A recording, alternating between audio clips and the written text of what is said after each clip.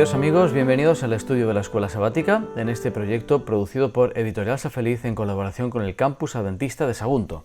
Antes de empezar, como siempre digo, podéis sumaros a la comunidad de WhatsApp que aparece en el código QR y de esa forma estáis atentos a todas las informaciones y novedades. Llegamos a la lección número 3, que lleva por título Controversias. Seguimos estudiando el fascinante libro de Marcos. El versículo de memoria está en el capítulo 2 de Marcos, versículos 27 y 28. También les dijo, el sábado fue hecho para el hombre, no el hombre para el sábado, así el Hijo del Hombre es también Señor del sábado.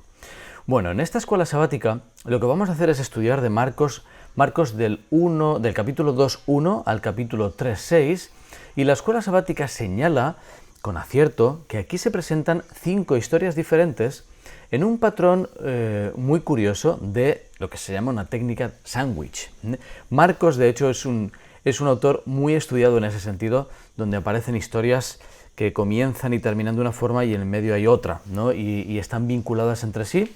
Lo interesante de esta vinculación entre las historias es que nos ayudan a profundizar en el mensaje o bien de la anterior o de la posterior, y en todo caso, en todas ellas, la escuela sabática nos recuerda esta semana que presentan algún aspecto destacado de la naturaleza de Jesús, de su papel como Mesías o incluso de la naturaleza de su discipulado. Así que promete ser un estudio fascinante. Nos vemos durante esta semana. Hola amigos, seguimos el estudio de la escuela sabática. Llegamos al domingo 14 de julio, la curación de un paralítico. Este relato se encuentra en Marcos capítulo 2, versículos 1 al 12. Es un relato conocido. Y lo que nos recuerda la escuela sabática es, que Jesús se encuentra, ¿verdad?, con este paralítico, que es bajado por sus 4 amigos desde el techo, hacen un agujero en el techo. En ese tiempo, pues las casas eran de barro, de adobe, de paja, y de alguna forma era sencillo que pudiesen abrir ese techo, no es como hoy en día, ¿verdad? Lo bajan hasta donde está Jesús, y hay algo muy interesante, dice, al ver Jesús, la fe de ellos. Aquí el autor de la escuela sabática aprovecha para sacar una lección muy bonita, y es cómo se ve la fe. Al ver la fe de ellos, claro, ¿de qué forma vio Jesús su fe? Bueno, lo vio por sus actos, lo vio por las acciones, porque fueron capaces de abrirse paso entre la multitud, llegar a la casa, abrir el techo, descolgar a su amigo. Todo eso manifestó su fe. Así que muy bonita esa lección que nos destaca la escuela sabática en este día. Algo que llama la atención también es que el paralítico en sí no abre la boca, no menciona palabra alguna, y en cambio, en contraposición, son los dirigentes religiosos los que hablan, murmuran, imaginan, piensan, y Jesús adivina justamente sus pensamientos, porque pues, pretenden decir que Jesús ha blasfemado al hacerse como Dios. Jesús les hace frente a esas objeciones directamente, y utiliza un tipo de argumentación de lo menor a lo mayor. Algunos hablan de a fortiori, ¿no? Es como una regla de 3. Si esto es igual a esto otro, pues también, ¿no? Y en ese sentido, pues lo que representa el diálogo de Jesús es que si es capaz ¿cómo va a ser capaz de perdonar pecados? Bueno, pues si es capaz de sanar a un paralítico, cuánto más lo de los pecados, ¿eh? Él mismo establece esta regla de 3, esta secuencia lógica, este argumento a fortiori, ¿verdad? Si una cosa es así, la otra también, y demuestra, por tanto, su autoridad. Lo triste de esta historia, entre otras cosas, es que demuestra, pues, cuánto habían perdido de vista los dirigentes religiosos la esencia de la religión. La escuela sabática hace referencia a Miqueas 6, del 6 al 8, y es que ellos habían perdido de vista la justicia, la misericordia, el humillarse ante su Dios. Y bueno, nos deja a nosotros un mensaje, ¿no?, que transcurre a lo largo del espacio y del tiempo, porque ellos parece que no habían cambiado de opinión, a pesar de ver lo que vieron. Y el mensaje para nosotros es que ojalá no estemos perdiendo de vista la esencia de la religión, perdiéndonos en las formas de una manera legalista. Hola amigos, continuamos el estudio de la escuela sabática. Llegamos al lunes 15 de julio, el llamado de Leví y la pregunta acerca del ayuno. El primer pasaje que estudia la escuela sabática hoy es Marcos 2, versículos del 13 al 20, y llama la atención sobre la idea de Leví, un publicano que pasa a ser discípulo de Jesús. Los publicanos eran funcionarios que estaban al servicio local o al servicio de Roma y eran odiados, literalmente odiados, porque su función era recaudar impuestos, pero no para Israel, sino para los romanos. O sea, eran traidores absolutos, eran lo último de la sociedad. La escuela sabática presenta un ejemplo, ¿no?, de cómo eran de odiados en un tratado de la Mishnah. Dice, si un publicano entra en una casa, todo lo que está dentro de ella se vuelve inmundo.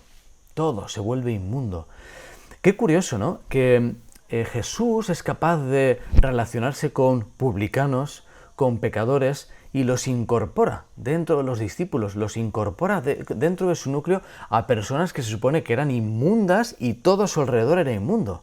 O sea que Jesús desafía los pensamientos de la época, rompe esos esquemas y cambia justamente la forma de pensar de la gente poco a poco. En aquel tiempo genera mucha controversia, pero no le importa, ¿eh? Él prefiere generar controversia mientras pueda presentar la verdad. En este caso, le preguntan justamente cómo puede ser, ¿no?, que se reúna con publicanos y con pecadores, y la respuesta de Jesús tiene que ver con que, mira, cuanto peor, mejor. Como Él es médico espiritual, cuanto más deplorable es la situación de las personas, sean las que sean, ¿no?, mucho mejor, porque Él es el que viene a curar a las personas que están enfermas, y cuanto más le necesitan, mejor. En Marcos 2, 18 al 20 hay un nuevo tema. La historia central de los 5 relatos, en este caso, tiene que ver con el ayuno. ¿Por qué tus discípulos no ayunan y los de Juan el Bautista sí? Claro, la acusación era muy dura, porque los discípulos de Juan ayunaban y de alguna forma representaban así esa espiritualidad superior, mientras que los discípulos de Jesús, pues encima que tenían esa mala fama de reunirse con publicanos y pecadores, encima ni ayunan. Jesús hace alusión a una fiesta de bodas, tratando de ilustrar por qué. En una fiesta de bodas no tiene sentido el ayuno, así que mientras está Jesús como novio presente, tampoco tiene sentido el ayuno. Sin embargo, ya en esa historia se adelanta el tiempo de la cruz, donde sí que habría que ayunar.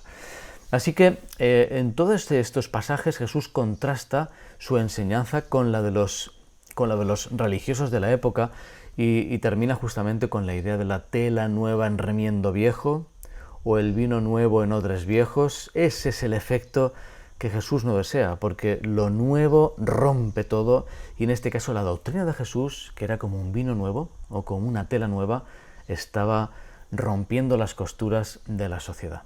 Hola amigos, continuamos el estudio de la escuela sabática. Llegamos al martes 16 de julio, el Señor del sábado. Se hace referencia en Marcos capítulo 2, versículos 23 y 24, al episodio en el que los fariseos acusan a los discípulos de Jesús de transgredir el sábado, porque en su mente habían cometido 2 pecados: cosechar las espigas y trillarlas. Según la tradición había múltiples formas de transgredir el sábado, y esta era un par de ellas.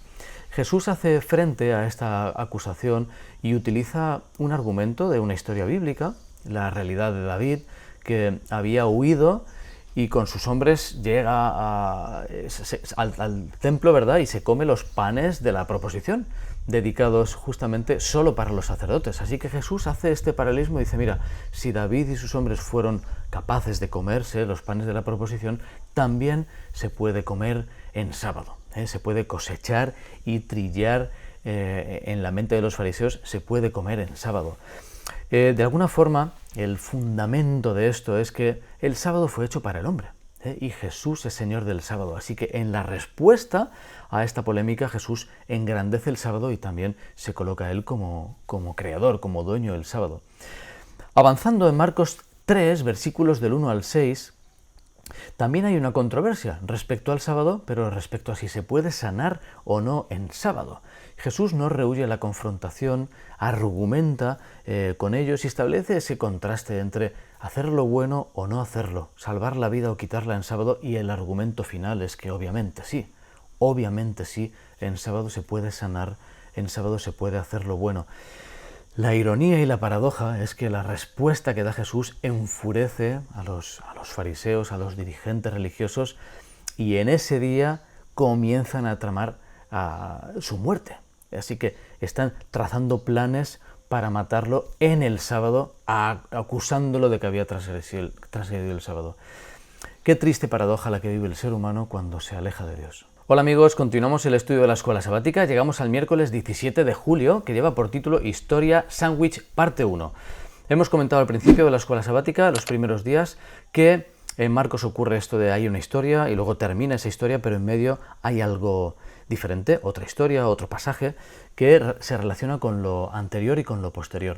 En este caso, la historia exterior, la del principio y del final, es cuando la familia de Jesús, de alguna forma, dicen que está fuera de sí, ¿no? Esa es la acusación en Marcos 3, capítulo 21.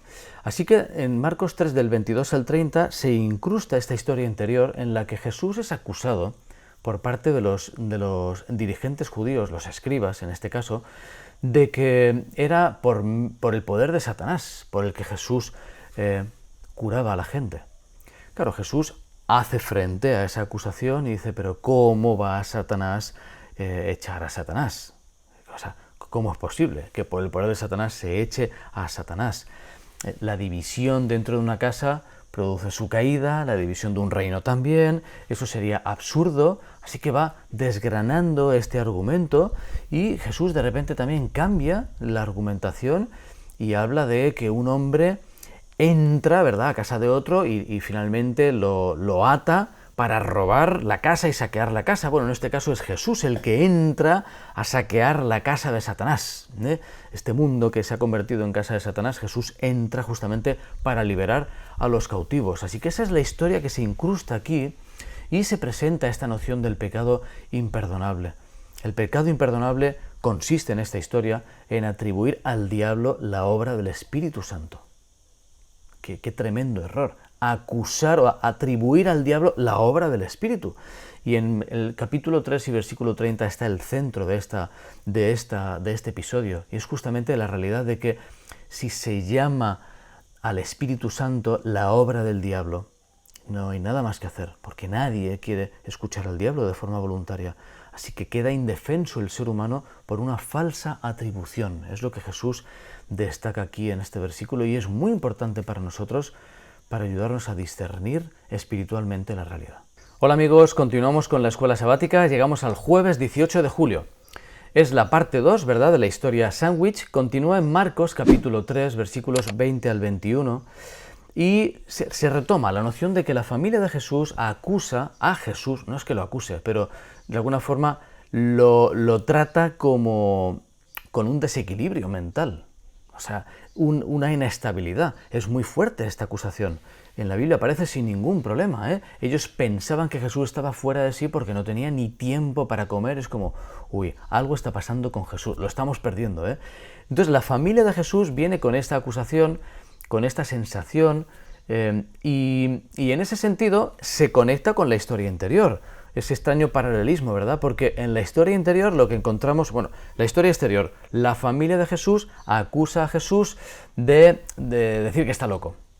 Y en la historia interior, los escribas acusan a Jesús de ser aliado del diablo. Así que Jesús tiene por fuera y por dentro acusaciones.